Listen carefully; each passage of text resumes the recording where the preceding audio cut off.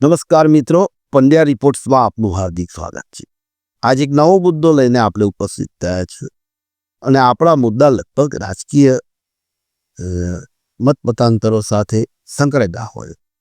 આજનો મુદ્દો છે આપણો સંગમ શરણમ ગચ્છામિ। માનનીય વડાપ્રધાનશ્રીએ આ વખતે જે લાલ કિલ્લા પરથી 15મી ઓગસ્ટના દિવસે પોતાનું ભાષણ કર્યું, ઇન્દિરા ગાંધી કરતાં એકવાર વધારે થઈ ગયું, એનો આનંદ હશે। અને એમણે બધી ભાષણની અંદર બહુ સારી વાતો કરી। દેશ માટે સૌથી અગત્યની આર્થિક રીતે જો વાત જોવા જઈએ તો જીએસટી જે સ્લેબ ઘટાડવાની વાત કરી, એ ઘણી બધી જીવન જરૂરિયાત ચીજોના ભાવો ઘટશે, એ આનંદની વાત છે।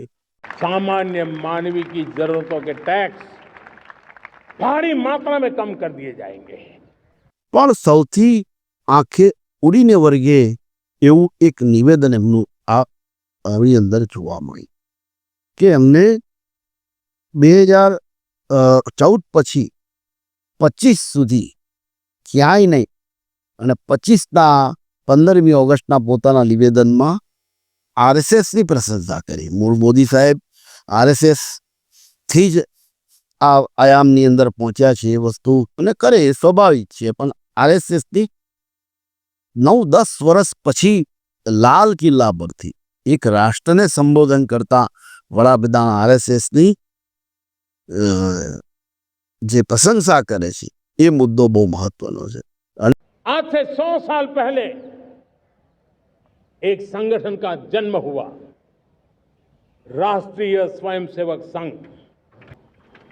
सेवा, समर्पण, संगठन और अप्रतिम अनुशासन, ये जिसकी पहचान रही है, ऐसा राष्ट्रीय स्वयंसेवक संघ दुनिया का ये सबसे बड़ा एनजीओ है। एक प्रकार से આ ચર્ચાએ અને આ એમના નિવેદને ભારતની અંદર ચર્ચા જન્મી છે।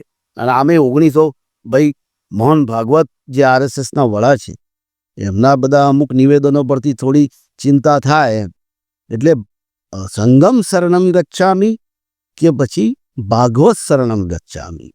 માણસ સામે 74-75 વર્ષ ઉંમર થાય એટલે બધા કહે કે કાં તો ભાગવત વાંચવું જ। ભાગવત એમને તો કદાચ વાંચેલું હશે, પણ હવે ભાગવતના શરણે જવાની આ અવસ્થા કદાચ આવી રહી હોય એમને, એનું કારણ કદાચ જે આપણે આગળ વિડીયોમાં જોઈશું અને સમજવાની કોશિશ કરીશું કે કયા પ્રકારના મુદ્દા છે, અને એના પાછળ આ નિવેદનને રાજકીય વિશ્લેષકો અને પોલિટિકલ પાર્ટીઓના આગેવાનો કેવી રીતે લઈ જાય છે। એમને એવું કહ્યું એમના ભાષણની અંદર કે આરએસએસ એ 100 વર્ષ જૂની એક એવી સંસ્થા છે કે વિશ્વની સૌથી મોટી એનજીઓ છે, એ વિવિધ પ્રવૃત્તિઓ ચલાવે છે। વાત એક પણ મુદ્દે આપણે લઈએ તો આરએસએસે ઘણા પૂરના કામો હોય, જે મોરબીનું પૂર હોય, ત્યારબાદની જે ઘટનાઓ હોય, એને થઈને જે ભૂતકાળની ઘટનાઓ હોય, રાષ્ટ્ર પર કોઈ આપત્તિ આવી તો આરએસએસના માણસો કામ કરતા, જેવી રીતે કોંગ્રેસને સેવાદળના માણસો કામ કરતા હોય, એવી રીતે આરએસએસના માણસો પણ કામ કરતા જોયા છે। એમની વાત સાચી છે, પણ 10-11 વર્ષે આરએસએસની પ્રશંસા કે તો એની અંદર આપણે જે મુદ્દાઓ છે એ સમજવાની કોશિશ કરીએ અને એના પરથી રાજકીય એક વિશ્લેષકોના જે ટિપ્પણીઓ છે, નોંધ છે, એ જોઈએ તો આપણને સમજાશે। કારણ કે જે મોદી સાહેબે વાત કરી કે 100 વર્ષ જૂની સંસ્થા અને મોટી એનજીઓ છે, એની પાછળનું એક આયામ એવું લાગી રહ્યું છે કે શું જ્યારે વડાપ્રધાનશ્રીનો આગામી મહિનામાં જન્મદિવસ છે અને એ લગભગ 75ના થશે, ત્યારે શું આરએસએસ રિટાયર કરવા માગે છે? કારણ કે ભારતીય જનતા પાર્ટીના જે કંઈ મોટાભાગના ઉપલા સ્તરે જે કંઈ નિમણૂકો થતી હોય, એમાં આરએસએસનો સીધો હાથ હોય છે, અને આરએસએસ કે એવા માણસોને ત્યાં મૂકવામાં આવે છે। ત્યારે આ મુદ્દે આ નિવેદન પરથી એવું લાગે આપણને કે મોહન ભાગવતે થોડા સમય પહેલાં 2025ની અંદર એક પુસ્તક વિમોચનની અંદર લગભગ મોરોપંત પીંગળેલું એક પુસ્તક વિમોચનનો પ્રસંગ હતો, અને ત્યારે મોહન ભાગવતે એક ટિપ્પણી કરી હતી, એક નિવેદન આપ્યું હતું કે કોઈ પણ માણસ હોય રાજકીય રીતે આગળ, એને લગભગ 75 વર્ષની ઉંમરે એને નિવૃત્ત થઈ જવું જોઈએ। आज अपने मोरोपंत जी के 75 वर्ष पूरे हुए, इसके लिए उनको शाल, तो 75 वर्ष की शाल जब उड़ी जाती है तब उसका अर्थ ये होता है कि अब आपकी आयु हो गई, अब जरा बाजू हमको करने दो. વાત કરી હતી અને 1975ની ઉંમરે એને જ્યારે સાલ ઉડાડે ત્યારે ખરેખર એ એટલા માટે જ ઉડાડાતી હોય છે કે હવે એને આ રાજકીય કે બીજી બધી બાબતોથી એને નિવૃત્ત થઈને ભાગવત શરણે જવું જોઈએ. ભાગવત શરણ એટલે આ મોહન ભાગવતજી નહીં, પણ શ્રીમદ ભગવત શરણે જવું જોઈએ અથવા તો પ્રભુ કાર્યની અંદર જવું જોઈએ. પણ અહીં આગળ આ વાતને લઈને કદાચ વડાપ્રધાન શ્રી 75 વર્ષના થઈ રહ્યા છે ત્યારે એમને રિટાયર કરવાની કોઈ વાત તો નહીં હોય ને, કારણ કે આ તો ભાજપ છે અને આરએસએસ છે. આવતીકાલે શું થવાનું એ આજે સાંજે ખબર ના હોય. જેમ આપણા બધા મુખ્યમંત્રીઓની નિમણૂક જોઈ, ભાઈ શ્રી વિજયભાઈ રૂપાણી, આપણા ગુજરાતમાં ભૂપેન્દ્રભાઈ પટેલે બધાની નિમણૂકો જોઈ, તો છેક સુધી કોઈને ખબર ના હોય ને ચિઠ્ઠી નીકળે ને એને આપણે મુખ્યમંત્રી બનાવી દેવાય, એને પ્રદેશ પ્રમુખ બનાવી દેવાય. અને આની પાછળ બધા કારણો બી છે કે નડ્ડા સાહેબે એક નિવેદન લોકસભાની ચૂંટણીની અંદર કર્યું હતું કે અમારે આરએસએસની કોઈ, ભાજપને હવે આરએસએસની કોઈ જરૂર નથી. તો આ નિવેદન પણ બહુ ગંભીર રીતે આરએસએસની અંદર લેવાયું હતું. शुरू में हम अक्षम होंगे, थोड़ा कम होंगे, आरएसएस की जरूरत पड़ी थी. आज हम बढ़ गए हैं, सक्षम हैं, तो बीजेपी अपने आप को चलाती है.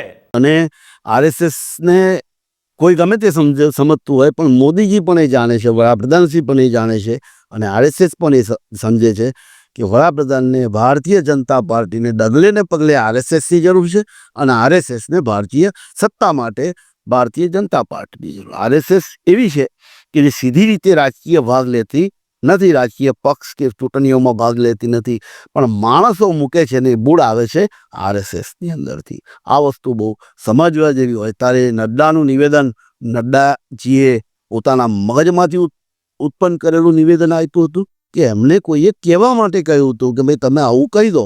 અને 2024 જે ચૂંટણી થઈ લોકસભાની 24ની, એની અંદર ભારતીય જનતા પાર્ટીને બહુમતી ના મળી. વાતો તો 400 ઉપરની હતી અને એમાં એમને પૂર્ણ બહુમતી બી ના મળી, 240 પર ગાડી અટકી ગઈ. ત્યારે એવું પણ સાંભળવા મળ્યું કે આ નિવેદનના કારણે આરએસએસ એ ચૂંટણીની અંદર જે ભારતીય જનતા પાર્ટીને મદદ કરવી જોઈએ કરી નહોતી, એવું પણ એક સમજવામાં આવે છે. અને ત્યારબાદ જે કંઈ પરિણામ આવ્યું એ આપણે જોયું છે.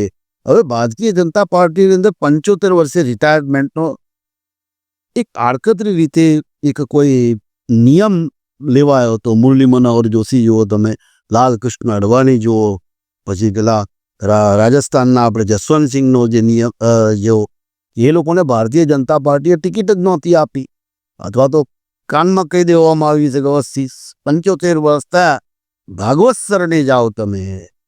પેલા ભાગવત નહીં, શ્રીમદ ભાગવતના શરણે જાઓ, પ્રભુનું ભજન કરો અને એ કામ કરો. રાજકીય રીતે ખરેખર જોઈએ તો માણસ સક્ષમ હોય તો એ કદી નિવૃત્ત થતો નથી. અહીં આગળ આપણે એ પણ કહેવાનું સમજાય છે. 2019ની અંદર કલરાજ મિશ્ર જે નેતા હતા બહુ મોટા ઉત્તર પ્રદેશના, એને ટિકિટ જ નહોતી અપાઈ. બરાબર. એટલે આ નિયમ પરથી કદાચ એવું હોય કે 75 વર્ષે ભારતીય જનતા પાર્ટી પોતાના નેતાઓને રિટાયર કરવા માંગે છે. સાલ ઉલાડીને કહેવાનું કે હવે તમે ઘરે જાઓ. પણ ક્યાંક ને ક્યાંક આ બંધારણમાં, પક્ષના બંધારણમાં મૂકેલું છે, આરએસએસે નક્કી કરેલું છે, કોઈના કહેવાથી આ થાય છે કે પછી જે કંઈ હોય. કારણ કે અમિતભાઈ શાહનું જે નિવેદન હતું, એમાં એમને લગભગ 2023માં એવું એમને કહ્યું હતું, મારી પાસે જે નોંધ છે એની અંદર, કે ભાઈ ભારતીય જનતા પાર્ટીના બંધારણમાં આ જે 2025નું જે 2025ની અંદર જે વાતો થઈ રહી છે કે મોદી સાહેબ 75 વર્ષે રિટાયરમેન્ટ લેશે, એવું કોઈ કશું નક્કી નથી. 2029 સુધી મોદીજી वडाप्रधान रहसे. ये भारतीय जनता पार्टी के संविधान में कहीं नहीं लिखा है. मोदी जी ही ये टर्म पूरी करेंगे और मोदी जी ही आगे देश का नेतृत्व करते रहेंगे. એટલે આમે આ સરકાર બધાને આમે અધિકારીઓને આપણે જોયું છે એક્સટેન્શન આપે છે. 58-60 વર્ષે રિટાયર થતા હોય તો બીજા બધા 2-3 વર્ષ લગભગ 65-66 લગીને ચલવે છે. પોલીસવાળા હોય, કોઈ એવા સારું કામ કરતા હોય, એવા લોકોને ચલવે જાય છે વર્ષો સુધી. એટલે એક્સટેન્શન કદાચ મોદી સાહેબને આ 25 છે તો 4 વર્ષ કહી રહ્યા, 29 લગીને આ પણ કશો વાંધો નહીં, એવું એક્સટેન્શન આપે. પણ હવે એ એમની બાબત છે અને સરકારની બાબત છે અને આરએસએસની બાબત છે. પણ કહેવાનો મતલબ એ છે કે રાજનાથસિંહે પણ આ બાબતનો ઇનકાર કર્યો હતો અને ભૂતકાળની અંદર મોદી અને જે કંઈ આપણે અડવાણી છે અને મનોહર જોશીને માર્ગદર્શક મંડળમાં મોકલાયા અને આ જે પોલિટિકલ જવાબદારી હતી એમાંથી રિટાયરમેન્ટ કરાયા હતા. આની અંદર એમને 2019માં અડવાણીને લગભગ ચૂંટણી નહોતા લડવા મૂક્યા એમને ગાંધીનગરથી એમની ટિકિટ કાપી અને ત્યાં અત્યારના વર્તમાન ગૃહમંત્રી અમિતભાઈ શાહને ટિકિટ આપી હતી ભારતીય જનતા પાર્ટી. એ પણ આપ સૌને ખ્યાલ હશે. એટલે આ બધા જે નિયમોથી ભારતીય જનતા પાર્ટીમાં એ વખતે ઘણા બધા વિવાદો જન્મ્યા હતા અને 2013-14માં થોડીક ઉપર જવાની ઉતાવળ પણ બહુ હતી ગુજરાતના નેતાઓને કે ભાઈ વડાપ્રધાન પદ મળી જાય અને એનું કારણો ઘણા બધા છે, એની આપણે ફરી ચર્ચા કરીશું. પણ જે આ મુદ્દો છે, વિરોધ પક્ષોએ પણ ટીકા કરી એની અને એના કેટલાક નિવેદનો અમારી પાસે છે કે કોંગ્રેસના નેતા જયરામ રમેશ સોરી અને એ કોંગ્રેસના રાષ્ટ્રીય પ્રવક્તા છે, લાલ કિલ્લા પરથી આરએસએસની પ્રશંસાએ ધર્મનિરપેક્ષ બંધારણનું ઉલ્લંઘન છે. મોદી 75 વર્ષે રિટાયર થવાના ડરથી આરએસએસને ખુશ કરે છે. પવન ખેરાએ જે કોંગ્રેસના બીજા એક દિગ્ગજ નેતા છે એમને એવો ટોણો માર્યો કે મોદી અને ભાગવત બંને બે ઊભા રહે એટલે બંનેની ઉંમર, ભાગવતજીની ઉંમર બી તો કદાચ મોદીજી કરતાં વધારે, એટલે પહેલાં એમને એમની વાત કરવી છે અને એમને કદાચ નવલોહિયા યુવાનને આરએસએસની અંદર મૂકવા જોઈએ, એ લોકોને સંસ્થાને આગળ ચલાવ્યું હોય તો. એટલે પવન ખેરાએ પછી શિવસેના યુબીટીના જે સંજય રાઉત છે બહુ બોલે છે અને બોલે તારે ફાયર બ્રાન્ડ નેતા છે. મોદી અડવાણી જોશીને રિટાયર કર્યા હતા, હવે પોતે શું કરશે? હા, બી એક સમજવા જેવો મુદ્દો છે. આપના અરવિંદ કેજરીવાલે એવું કીધું શું મોદી આરએસએસના હાથની કઠપૂતળી છે? હવે આ કેજરીવાલ સાહેબનું નિવેદન તો આને કંઈ લેવા દેવા જ નથી, તો ગમે ત્યારે ગમે તે બોલે છે. ભાજપવાળા સાથે પણ તાલીઓ લે છે અને હશે જ. હમણાં એક વિડીયોમાં જોયું હતું ટીએમસી અને સીપીઆઈએ પણ ટીકા કરી આરએસએસનો અનૌપચારિક પ્રતિભાવ. આરએસએસે મોદીની પ્રશંસા પર સીધી ટિપ્પણી ટાળી, પરંતુ પ્રવક્તા સુનિલ આંબેકરે કહ્યું કે આરએસએસના 100 વર્ષના સમર્પણની સ્વીકૃતિ છે. એટલે કહેવાનો મતલબ એ છે કે આરએસએસનું જે વસ્તુ હતી એની અંદર જે કહેવા આવ્યું કે ભાઈ આ 100 વર્ષના જે અમે કામ કર્યા છે એની સ્વીકૃતિ મોદી સાહેબ કરી રહ્યા છે અને મોદી આ નિવેદનથી આરએસએસના સાથે મજબૂત સંબંધ કરવા પ્રયત્ન કર્યો છે. એટલે એનો મતલબ એ કે સંબંધમાં ગમે તે ખટરાક ઊભો થયો હતો અને તમે જુઓ તો આરએસએસનું હેડક્વાર્ટર નાગપુર છે.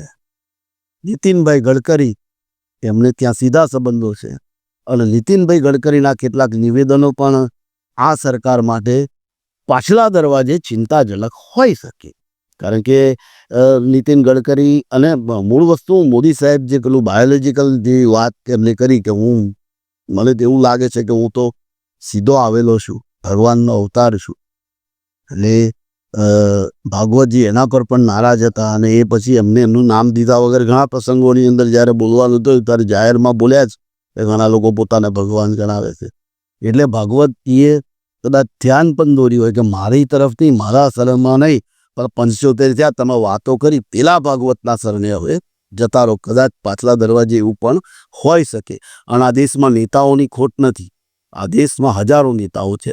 કોઈ એકના જવાથી નહેરુજી ગયા, ઇન્દિરાજી ગયા, લાલ બહાદુર શાસ્ત્રી ગયા, સરદાર પટેલ સાહેબ ગયા, રાજીવ ગાંધી ગયા. એવું હતું કે ભાઈ આ એક નેતાનું નામ દેવાય ને એનું અવસાન થાય ત્યારે એવું કહેવાય કે રિટાયરમેન્ટ થાય કે અથવા તો એમની ઉંમર થાય ને રાજકીય નિવૃત્તિ થાય ત્યારે એવું કહેવાય કે હવે દેશમાં શૂન્ય અવકાશ થઈ જશે. આ ભારતનો કદી શૂન્ય અવકાશ થયો નહીં.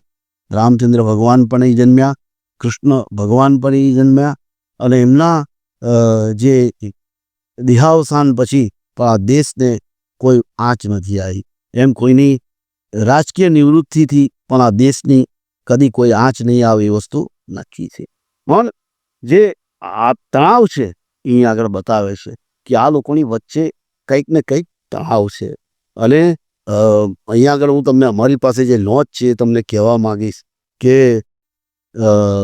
ભાજપ 2024ની લોકસભાની ચૂંટણીમાં ભાજપની 240 બેઠકો બાદ આરએસએસે ભાજપની રણનીતિ પર ટીકા કરી. ભાગવતે એવું કહ્યું હતું અને એવું એમને જે નિવેદન હતું એની અંદર એક શબ્દ એવો છે કે અહંકાર અને ઓવર કોન્ફિડન્સનો ઉલ્લેખ કર્યો હતો. આ બહુ સમજવા જેવું નિવેદન છે. અને ભાગવત, મોહન ભાગવત, અમે પણ માનીએ છીએ કે એમના નિવેદનો એ કોઈ મગજમાંથી ઉત્પન્ન થયેલા નિવેદનો ન હોય, કે અભ્યાસ કરીને કોઈ પણ નિવેદન કરતા હોય છે. એની પાછળ એમની જવાબદારી હોય છે અને એમનું નિવેદન બહુ અસર કરતું હોય છે. મોહન ભાગવત ત્યારે એમના એની જે કહેવા પાછળનો જે ઉલ્લેખ હતો એ જે ઓછી બેઠકો આવી અને રણનીતિ પર જે ટીકા કરીને અહંકાર અને ઓવર કોન્ફિડન્સની વાત કરી હતી, એ સીધું નિશાન ભારતીય જનતા પાર્ટી એટલે કે નરેન્દ્ર મોદી. અત્યારે ભારતીય જનતા પાર્ટી તો છે જ નહીં. તમે જુઓ તો જ્યાં હોય તો મોદી સરકાર, મોદી સરકાર, મોદી સરકાર. એટલે કોઈ એક વ્યક્તિને ચહેરો બનાવી દે, જ્યારે પક્ષ સમગ્ર એના શરણમ ગચ્છામી જતો રહે, આખો પક્ષ વ્યક્તિના શરણમ ગચ્છામી જતો રહે, ત્યારે પ્રશ્નો ઊભા થવાના એ આની અંદર આપણને દેખાય છે. જે પછી જેપી નડ્ડાનું જે નિવેદન છે, ભાજપને આરએસએસની જરૂર નથી તેથી તણાવ વધ્યો, એટલે કહેવાનો મતલબ એ છે કે અત્યારે સુધી આ જેપી નડ્ડા સાહેબની મુદત પૂરી થઈ.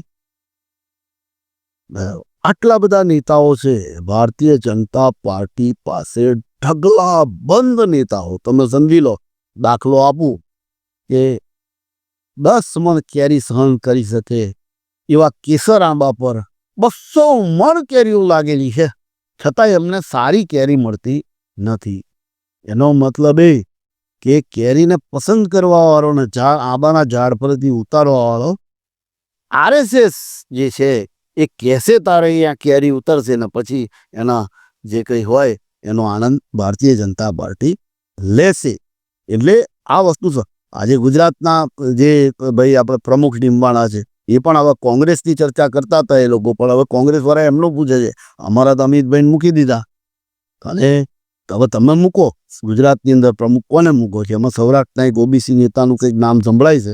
અને ગઈકાલે જે ઉપરાષ્ટ્રપતિ પદના ઉમેદવાર પણ ભારતીય જનતા પાર્ટીએ નક્કી કર્યા એ સાઉથની અંદર છે. ભાજપનું ફોકસ સાઉથ પર છે. કેરળ છે, તમિલનાડુ છે, કર્ણાટક છે, આ હૈદરાબાદ, આંધ્રપ્રદેશ છે, ઓરિસ્સા છે, આ બધા મહત્વના રાજ્યો છે. લોકસભાની સારામાં સારી બેઠકો છે અને ત્યાં ભારતીય જનતા પાર્ટી હારે છે. કોઈ ચૂંટણીમાં એમને એલાયન્સથી થોડો ઘણો ફાયદો થાય, પણ જેની સાથે એલાયન્સ કરીએ 5 વર્ષમાં થઈ હારી જાય છે. ત્યારે કદાચ આ જે મૂળ સાઉથના એવા ઉપરાષ્ટ્રપતિ જે અત્યારે મહારાષ્ટ્રના રાજ્યપાલ છે, એમને નક્કી કર્યા એ મૂળ તો પાછા સંઘના જ છે. મૂળ એમને સંઘના જ છે, મોદીજી સંઘના છે. અમિતભાઈની અમને કંઈ હિસ્ટ્રી ખબર નથી, તપાસીશું તારે કહીશું. પણ બધા જે આરએસએસમાંથી આવેલા એમને ત્યાં જે મુખ્ય પદ હોય એ એમને મળે અને એના નેતા જો આવા ઇલેક્શનો પહેલાં નિવેદન કરતા હોય અને પછી વડાપ્રધાન જેવા પદના વ્યક્તિને જે એક સંસ્થાનો અને એને એનજીઓ વિશ્વની સૌથી મોટી ગણાય એને પ્રશંસા કરતો હોય તો આપણે ચર્ચા થાય. આપણા મતે એમાં દાળમાં કાળું જ જોવાની કોઈ ચિંતા કરવી નહીં, અથવા દાળમાં કાળું હોય તો એમને મુબારક છે, અથવા આખી દાળ કાળી નીકળે તો બી એમને મુબારક છે. કારણ કે કોઈ પણ પોલિટિકલ પાર્ટી હોય એ કોઈ એક સંસ્થા દ્વારા ચાલતી હોય, એક સંસ્થા એની પર સીધી દેખરેખ રાખતી હોય, એક એનજીઓ જેવી ગણાતી સંસ્થા જે એક મુદ્દાથી ચાલતી હોય એ એની પર જ્યારે નજર રાખતી હોય, એના મુજબના કામો થતા હોય, એના માણસ ત્યાં ગોઠવાતા હોય, ત્યારે આવી ચર્ચાઓ થવાની એ સ્વાભાવિક છે. અને થોડાક નિવેદનો તીખા થયેલા છે. ભૂતકાળમાં નારાજગી હતી અને એમાં આજે ભાજપના પ્રમુખ જેપી નડ્ડા સાહેબ અત્યારે રિટાયર્ડ થવું પણ થતા નથી અને એમની જગ્યાએ નવા માણસ આવતા નથી. એમનું જે ચૂંટણી પહેલાંનું નિવેદન કે ભાજપને આરએસએસની હવે જરૂર નથી, એ નિવેદન બહુ જ અઘરું હતું અને એને પચાવવાનું કદાચ રાષ્ટ્રીય સ્વયંસેવક સંઘ માટે પણ અઘરું હતું.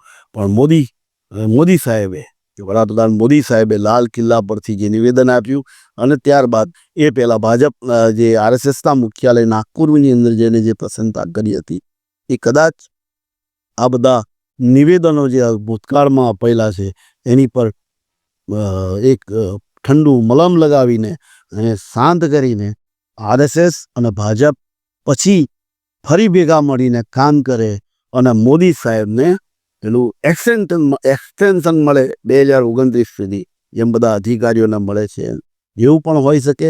અને આરએસએસ પોતે પણ જાણે છે કે મોદી પછી શું, અને મોદી સાહેબ પણ જાણે છે મારા પછી શું.